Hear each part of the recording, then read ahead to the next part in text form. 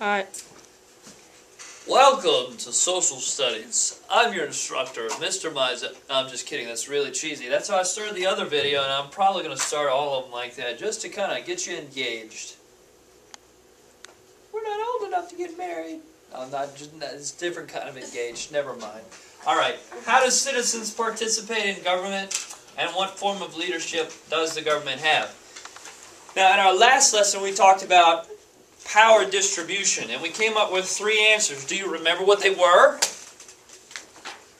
It's like Dora the Explorer, you know, she kind of asks a question and waits a little while. Anyway, yeah, that's right, I have little kids. They watch Dora. Mickey Mouse Clubhouse also does the same thing. They ask a question, they wait. It's genius. Do you remember what the 3 answers to how do governments distribute power?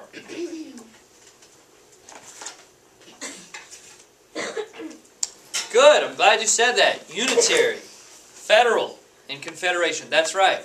And the last video I taught you that every time you come to a new government, you need to ask yourself that question. How does this government distribute power? But you also need to ask that government these 2 questions as well.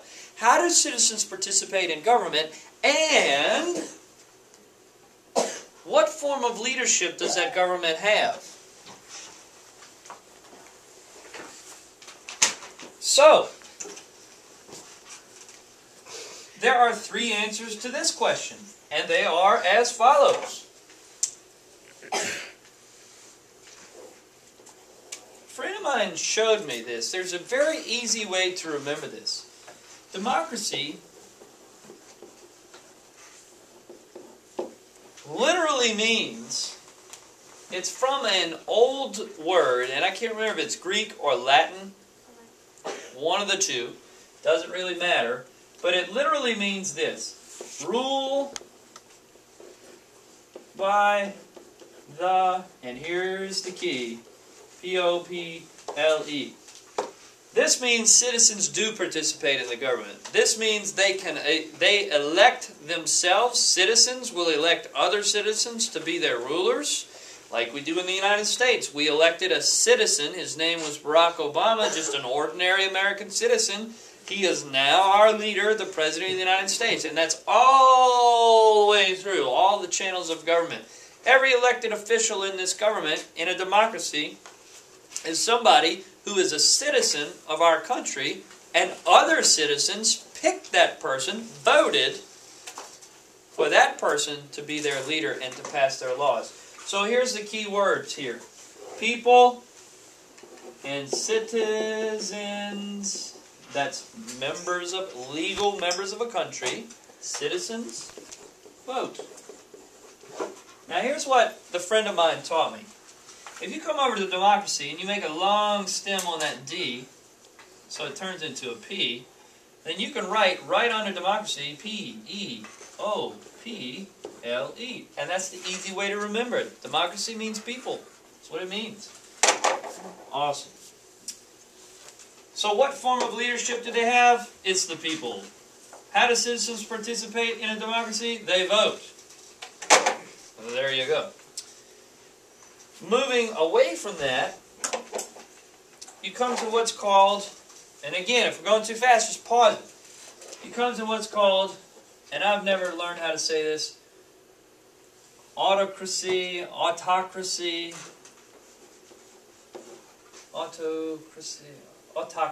guess.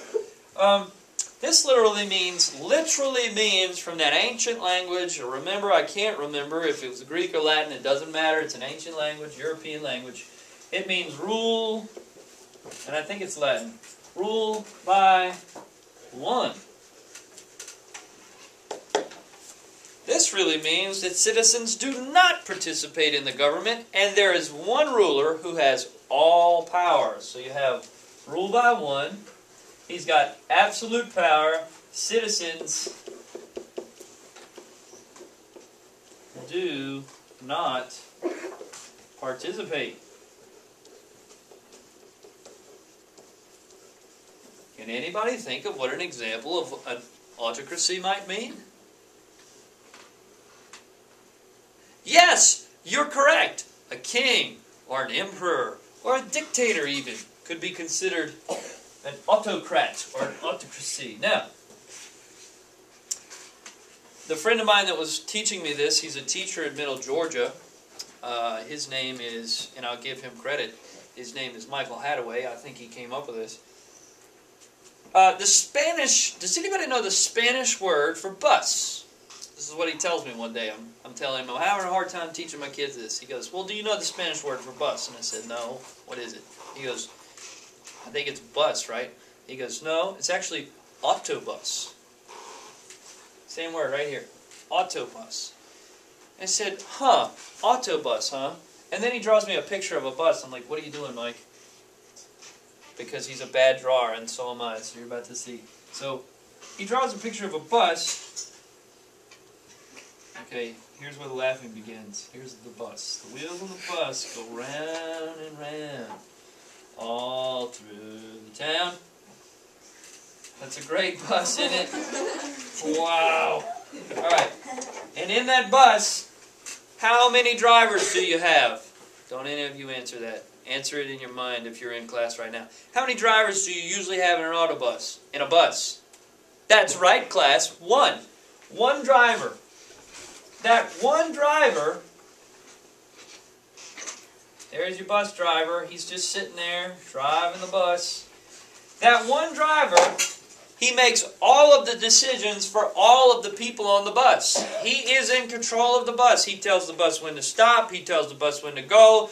He tells the bus when the door opens and when the door closes. And if they should stop at the stop sign or they should not stop at the stop sign. Well, guess what? That's a great picture of what an autocracy is. There's one ruler, one driver, making all the decisions for all of the people in the country. All right.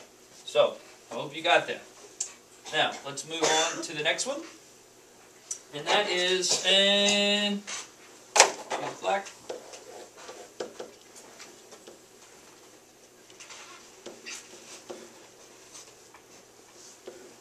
Oligarchy. It means, literally means, rule by the few. I said, Mike, how are you going to teach that one? And he says, well, how many people consider a table? I said, I don't know, like, how big's the table? That's right, it does depend, doesn't it? But let's just say a normal-sized dining room table, an oval shape, or a circle shape, like with an O. Let's just pretend a normal-sized table, maybe 4, maybe 6, maybe 8. If you got a giant house, maybe 12. But there's a limited amount of people that can sit at that table, right? So if we filled up the house full of people, not everybody could sit at the dining room table. Only a select few people could sit at that table. So he draws me a picture of a table. Just like this O here. He says, here it is. And yes, my drawing of the table is not that good, but I'm going to draw it anyway because, okay, yes, these are dining room table chairs. I'm sorry, Mike. I'm bad at this. Anyway, I'm a social studies teacher, not an art teacher. Anyway, so here we go. We got a table. How many people sitting there? A few, right? It doesn't matter how many people there. We got 4 people at this table, but it could be 2, it could be 8, whatever.